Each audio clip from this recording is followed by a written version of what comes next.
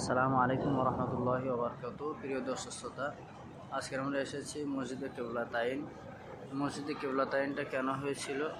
বিশ্বনবী সাল্লাল্লাহু আলাইহি ওয়াসাল্লাম মদিনায়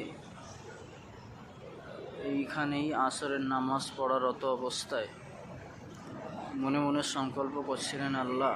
তখন মানুষ নামাজ পড়তো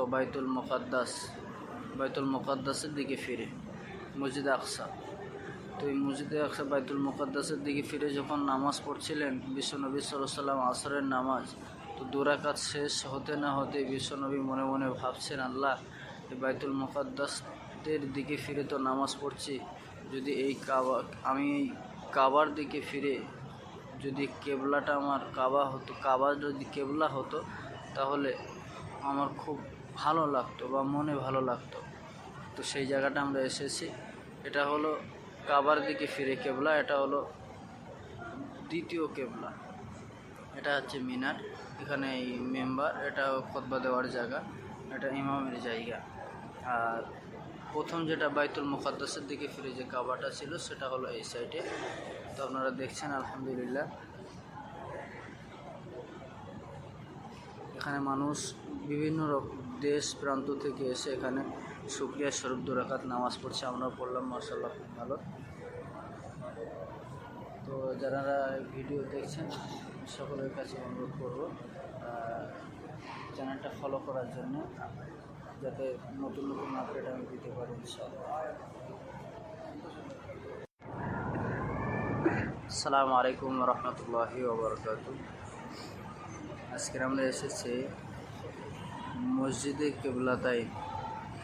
মসজিদে কিবলাতাইন বিশ্বনবী সাল্লাল্লাহু আলাইহি ওয়াসাল্লাম আসরের নামাজের রত অবস্থায় বাইতুল মুকাদ্দাসের দিকে ফিরে আসরের নামাজের নিয়ত করলেন, এবং 2 রাকাত যখন হয় তখন বিশ্বনবী মনে মনে ভাবছেন যে, আল্লাহ, বাইতুল মুকাদ্দাসের দিকে ফিরে যদি নামাজ না পড়ে যদি আমি কাবার দিকে ফিরে 2 রাকাত নামাজ পড়তাম, তা আমি খুব অন্তরের দিক থেকে খুশি হতাম। এই মনে মনে রসুল এটা সংকল্প করার জন্যে আল্লাহ জিবরাইল ফেরেশতা নাজিল করে আল্লাহ রসুল সাল্লাল্লাহু আলাইহি ওয়াসাল্লামকে বললেন, আমার হাবিব, আপনি ওই 2 রাকাত নামাজ বাইতুল মুকাদ্দাসের দিকে না পড়ে লাস্ট 2 রাকাত নামাজকে কাবার দিকে ফিরে আপনি আদায় করুন। তো সেই মসজিদে আমরা এসেছি। এটা হলো প্রথম কাবা। এটা এদিকে গম্বুজ আছে। এটা হলো প্রথম কাবা বাইতুল মুকাদ্দাসের দিকে ফিরে, যেটা রাসূল সাল্লাল্লাহু আলাইহি ওয়াসাল্লাম যখন প্রথম ছিলেন এবং ওহী নাজিল হওয়ার পরে এই সাইডে যে কাবাটা, এটা হলো কাবার দিকে ফিরেই 2 রাকাত লাস্ট আদায় করেছিলেন। মসজিদটা মোটামুটি ভালোই বড় আছে আলহামদুলিল্লাহ। তো আপনারা যারা দেশে প্রবাসে ভিডিও দেখছেন বা দেখবেন, আমি সকলের কাছে অনুরোধ করব আপনারা চ্যানেলটা ফলো করুন।